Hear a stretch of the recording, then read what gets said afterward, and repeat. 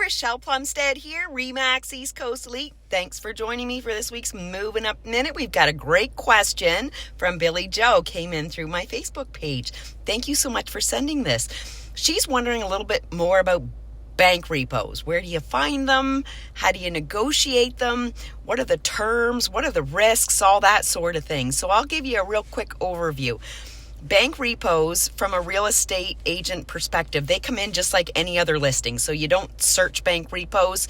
If you are looking for something, say $200,000 to $300,000, it'll just show up as a listing, and your agent will be able to tell you whether it's a bank repo or not.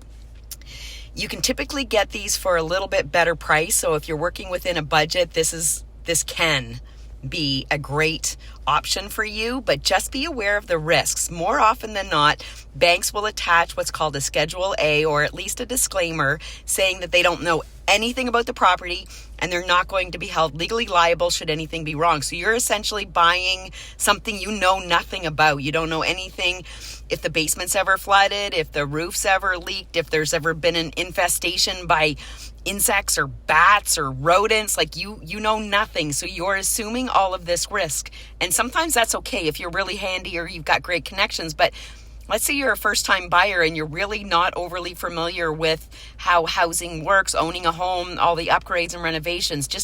You got to really weigh out your pros and cons here, because though you may be able to buy it at a decent price, you might be investing a lot of money and headache in the future.